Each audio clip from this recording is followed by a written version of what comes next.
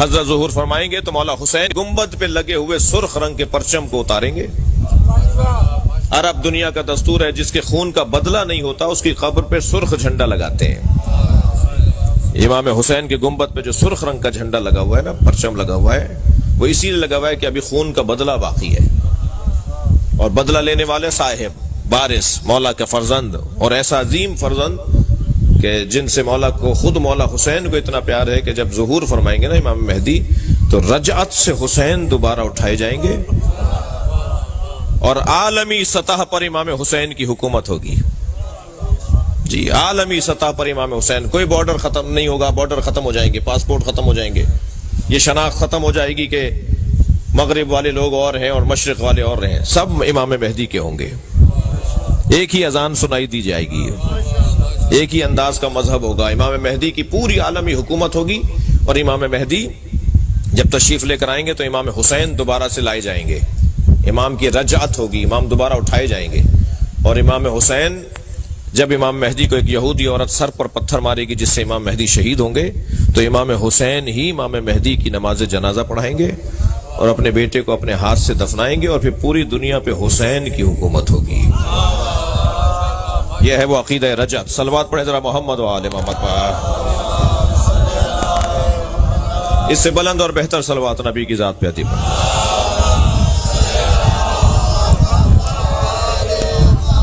لہذا اب اتنا آئیڈیل دور، اتنا پسندیدہ دور، اتنا بہترین ماحول کہ جب امام حسین کے ہاتھ میں پوری کائنات ہوگی۔ جی ویسے تو ابھی بھی ہے مگر مراد ہماری سماجی اختیارات ہیں، ابھی تو دلوں پر اختیارات ہیں نا، پھر بدنوں پر بھی اختیارات ہوں گے، پھر محلوں پر بھی، شہروں پر بھی، ملکوں پر بھی، کائنات پر امام حسین کے اختیار کا اظہار ہوگا۔ اسے کہتے ہیں عقیدہ رجعت۔ میں ان بچوں کے لیے عرض کر رہا ہوں اس زمانے کے لوگوں کی صفات کیا ہیں۔ اس زمانے کے سب سے پہلے تو اللہ نے یہ بات واضح کر دی کہ آخری زمانے میں دین کو بچانا بہت مشکل ہوگا، دین بچانا بہت مشکل ہے۔ بہت بڑا کارنامہ ہے ان لوگوں کا جو آج کے زمانے میں نماز پڑھتے ہیں، بہت بڑا کارنامہ ہے ان لوگوں کا جو آج کے زمانے میں مجلس میں آ کے بیٹھتے ہیں۔ جتنا مجمع یہاں بیٹھا ہے الحمدللہ بہت بڑا مجمع ہے، لیکن اس سے 2 برابر مجمع ہوگا جو نہیں آیا۔ جی اس سے 2 برابر مجمع ہوگا جو ان کو پتا ہے کہ مجلس ہو رہی ہے پھر بھی وہ نہیں آیا۔ تو یہ جو آ کے بیٹھا ہے، یہ جو نہیں آیا وہ برابر کیسے ہو سکتے ہیں؟ یہ برابر نہیں ہوں گے نا، یہ جو آ کر بیٹھے ہیں ان کی فضیلت زیادہ ہے نا۔ ایسے ہی جو نماز پڑھنے کے لیے مسجد میں جاتے ہیں، جمعہ پڑھنے کے لیے جاتے ہیں، حج کرنے جاتے ہیں، عبادتیں انجام دیتے ہیں، وہ کیسے برابر ہو جائیں گے؟ ان لوگوں وہ ان کے برابر کیسے ہو جائیں گے جو یہ سب کچھ نہیں کرتے؟ اللہ کا نہ کسی سے پڑوس ہے، نہ اللہ کی کسی سے رشتہ داری ہے۔ اللہ پڑوس کی بنیاد پر نہیں کرتا، کسی کو مقام نہیں دیتا، نہ رشتہ داری ہے اللہ کی، لم یلد ولم یولد ہے۔ جی اللہ تو محنت اور مشقت اور زحمت اور عبادت اور خلوص اور سچائی کی بنیاد پر عظمتیں دیتا ہے۔ کوئی ضروری نہیں ہے کوئی 5 لاکھ روپے خرچ کرے تو زیادہ معتبر ہو جائے، اور کوئی 5 روپے خرچ کرے تو اس کا اعتبار کچھ نہ رہے۔ اللہ کے یہاں گنا نہیں جاتا، تولا جاتا ہے۔ وہ یہ دیکھتا ہے کون میری خاطر کام کر رہا ہے۔ کیا معلوم وہ ککڑی بیچنے والے کی 2 ککڑیاں جو اس نے کسی عزادار کو کھلائی ہو وہ کسی کی دیکھ کھلانے سے زیادہ ثواب رکھتی ہو۔ خبردار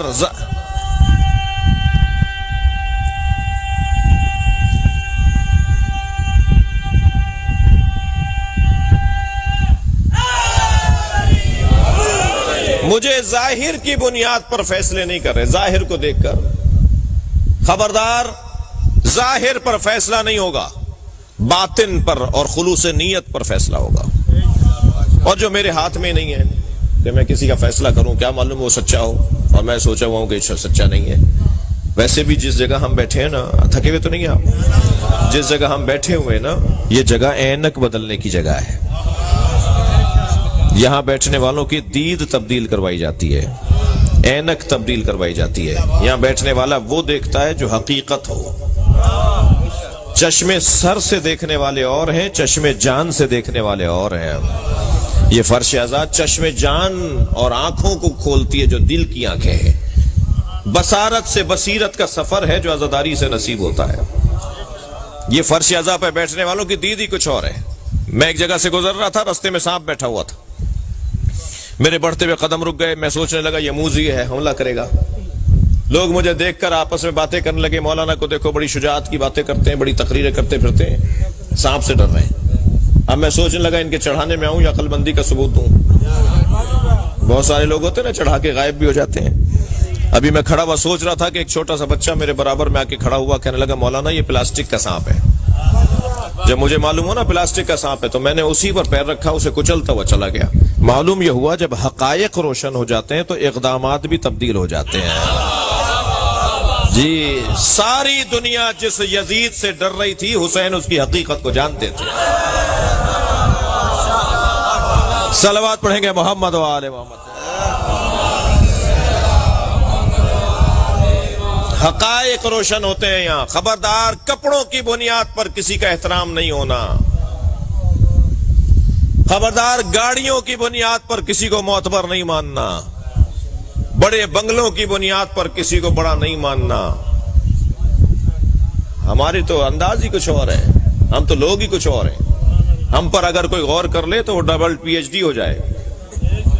شیعوں پر غور اگر کوئی کر لے نا کسی یونیورسٹی میں جا کر تو وہ ڈاکٹر ہو جائے۔ ہم پر غور کرنے سے ڈاکٹر ہو جائے۔ مولا کی تو بات بہت بڑی ہے، بڑی بات ہے مولا کی۔ ہمیں سمجھنے کے لیے دانشوریاں چاہیے، دانش مندیاں چاہیے، ہوشیاریاں چاہیے، عقل مندی چاہیے۔ کہتے ہیں شیعوں کی تو باتیں علیحدہ علیحدہ ہوتی ہیں، شیعوں کی تو باتیں نئی باتیں ہوتی ہیں، نئے کام ہیں شیعوں کے۔ جی ہماری نئی باتیں، ہمارے نئے کام ہی تو زندہ رکھے ہوئے ہیں لوگوں کو۔ وہ ہم پہ غور کرتے چلے جا رہے ہیں اور ہم کو سمجھتے چلے جا رہے ہیں۔ جی میں ایک جگہ بیٹھا ہوا تھا تو گفتگو ہو رہی تھی کہ جب امام ظہور فرمائیں گے تو امام کی عمر 40 سال کی ہوگی۔ میں نے کہا جی امام ہمارے جب ظہور فرمائیں گے تو ان کی عمر 40 سال کی ہوگی۔ تو وہاں ایک صاحب بیٹھے تھے، کہنے لگے کیا مطلب ہے ابھی ولادت نہیں ہوئی؟ میں نے کہا نہیں، ولادت تو 255 ہجری میں ہو گئی۔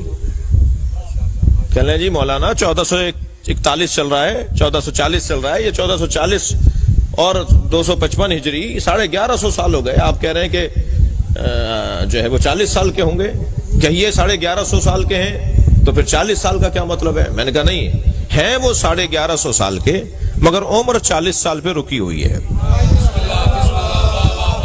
کہنے لگے لو شیعوں کی تو پہلے ہی باتیں سمجھ میں نہیں آتی ہیں، ایک اور نئی بات آ گئی۔ جی نہ ان کا ماتم سمجھ میں آتا ہے، نہ ان کا جلوس سمجھ میں آتا ہے، نہ ان کے کالے کپڑے سمجھ میں آتے ہیں، نہ ان کے عزاخانے سمجھ میں آتے ہیں، نہ ان کا ہاتھ کھولنا سمجھ میں آتا ہے۔ جی ایک لمبی فہرست ہے جو باتیں سمجھ میں نہیں آتی، ایک اور نئی بات۔ تو میں نے کہا جی آپ کی عمر کتنی ہے؟ کہنے لگے جی 70 سال کا ہوں۔ میں نے کہا کبھی چہرے کو جا کے آئینے میں دیکھیے۔ اللہ نے 70 سال پہلے جب آپ کو ماں کے شکم سے دنیا میں بھیجا تھا تو سر کے بال دے کر بھی بھیجا تھا اور بھووں کے اور پلکوں کے بال بھی اللہ نے ماں کے شکم سے بنا کر بھیجے تھے۔ 70 سالوں میں اگر آپ نے سر کے بال نہ کاٹے ہوتے تو اب تک ایڑیوں تک آ گئے ہوتے، مگر 70 سالوں میں کبھی آپ نے بھووں کو نہیں کاٹا اور پلکوں کو نہیں کاٹا۔ ایک کی عمر بڑھ کر بتا رہی اللہ بڑھاتا ہے، ایک کی عمر رک کر بتا رہی اللہ روکتا ہے۔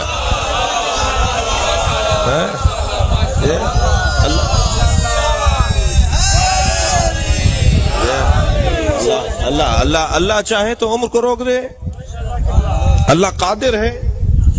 وہ ہمارے امام کو 40 سال کی عمر پر ٹھہرائے ہوئے ہے، جب ظاہر ہوں گے تو 40 سال کی عمر کے ہوں گے، یعنی 40 سال کا جو کیفیت ہوتی ہے وہ ہوگا۔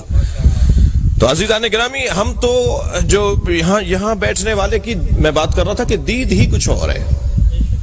یہاں بیٹھنے والے کی اینک بدلنی چاہیے۔ بھئی 2 گھنٹے تک اگر کوئی گلاب بیچنے والے کی دکان پہ بیٹھے تو 4 گھنٹے تک اس کے اندر سے گلاب کی خوشبو آتی ہے۔ جو 60 سال سے حسین کر رہا ہو اس میں حسین کی سیرت کی جھلک کیوں نہیں آئے گی؟ اس کے رویے بدلے ہوئے کیوں نہیں ہوں گے؟ اس کا انداز تبدیل کیسے نہیں ہوگا؟ وہ جب چل رہا ہوگا تو چال بتائے گی کہ حسینی جا رہا ہے، اس کا اقدام بتائے گا کہ حسینی ہے، اس کے طور طریقے بتائیں گے کہ یہ اہل بیت کا چاہنے والا ہے۔ اہل بیت کے چاہنے والوں کی طریقہ زندگی کچھ اور ہوتا ہے۔